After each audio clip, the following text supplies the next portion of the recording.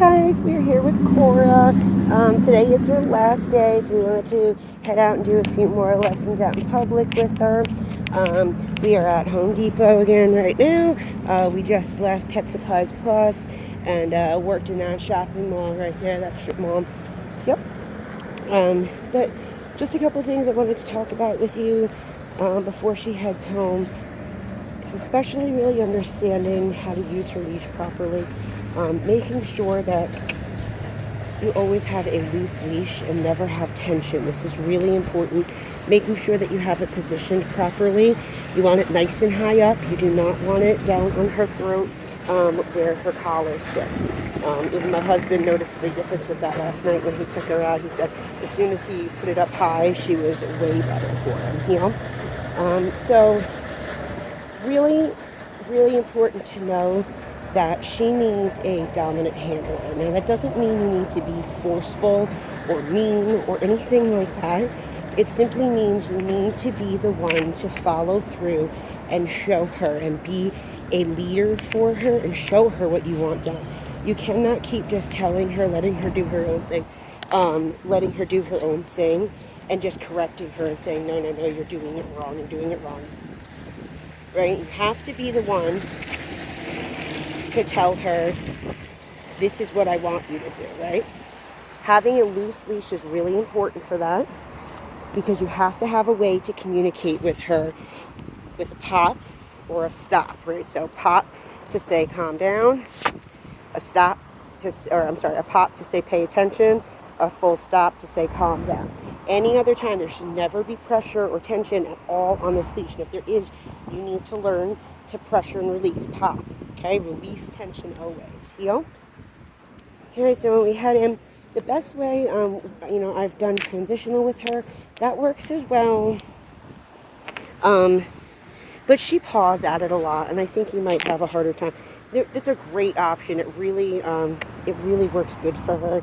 But you do have to make sure that you're, consistent about not letting her get that off of her face and having super duper light tension, zero pressure at all, because it applies it to the points in her muzzle as well. You also have her e-collar as an option. So,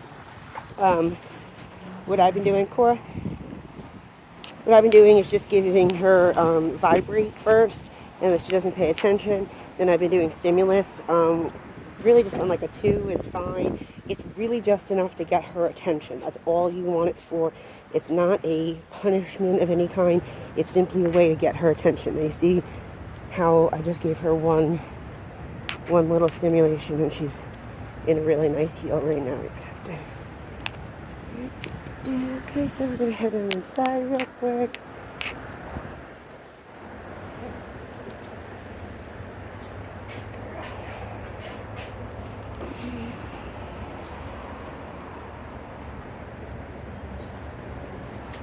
Okay, now when we go in, I'm probably going to need to give her vibrate right away. Yep. See, vibrate. Okay, she's still not listening. We're going to go to calm down. Cora.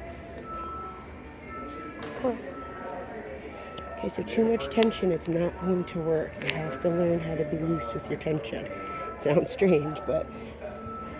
Okay, so we're on a 2 with her stimulus. Yep. I'm going to go down to a 1. Okay, so that's just on a 1, so clearly she felt it.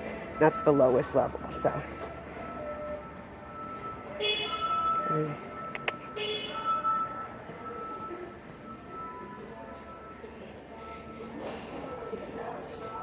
Okay, so very loose. This is the key to everything. Making sure you keep it relaxed, no tension. You have to be that guide for her. You have to be her handler. Doing a lot of turns, a lot of direction changes is going to be key to your success. Making her follow you. If you just keep going in a straight line, she's going to get bored and she's going to stop looking at you. If she doesn't turn with you and noticed you turned, she wasn't paying attention. So you can see her e-collar works really well. I think that's going to be the easiest way for you guys to work with her. If you don't feel comfortable using it, you can do the transitional. You can also just do slip lean, but you have to be very attentive to what you're doing, making sure you have her attention.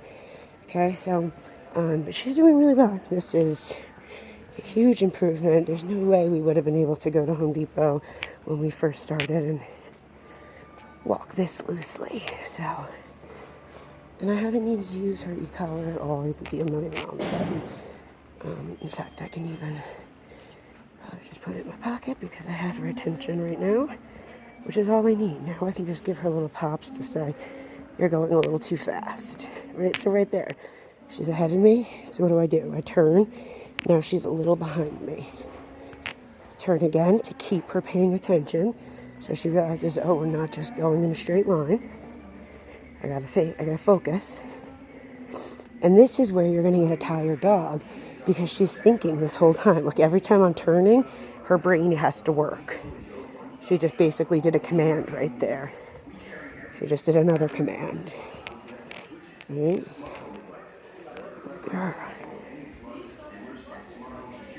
Right? That's beautiful. That was exactly what I wanted her to do. I didn't have to say the word sit. She's learned at this point that every single time we stop, she goes into an auto sit, which is perfect. Come. Nope. Give me, honey. Sit. Sorry. Right, so just overexcited. She wasn't expecting that cart right there. Good girl, stay. Off. See, I don't know what those carts are, huh? Off. Good girl. Right? Yep. Yes, right? So instead of letting her focus on what's distracting her, be her handler again, right? Take back control and show her, I know that that's kind of stressing you out right now. So you have to continue to do something. Give her something else to think about that's proactive and positive and helps her through the situation rather than me just saying, no, no, no, stop doing that, stop doing that stuff. Well, what she doesn't know what you do want her to do. To her, she's an animal, and that's fine, whatever an animal wants to do is technically fine. It's just we're the ones that don't like the behavior, then we have to be the ones to show her, well, I don't like when you do it this way, so do it this way instead. Okay, so that's key. But all in all, she's doing a great job. So right there, she's getting a little pulley. I would have given her a vibrate if she didn't calm down a little there, but she did great. Turn, she's still doing good. She's paying attention. So we're going to walk through a couple more people.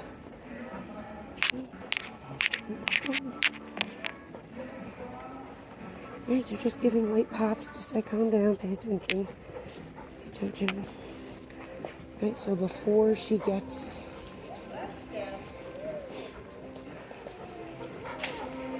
So before we lose her focus completely and she goes over to the person, get control back first. It's easier to get control back when you only lost it just a little bit.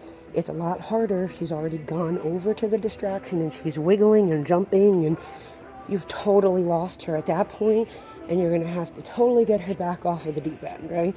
And then you're going to have to bring her to another area and get her to relax and calm down and refocus on you, as opposed to when you walk past something and she turns and looks at it, give her a pop and say, don't even look at that, because I know you're going to react to it if I let you go any further. Good girl. This is great. I mean, this is exactly what we want to see. Nice loose leash.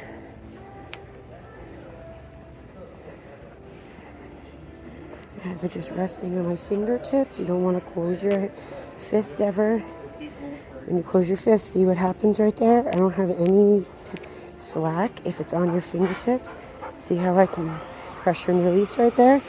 So I gave her a correction. She saw somebody right next to us. She wanted to go say hi, and I told her, that's not what we're doing right now.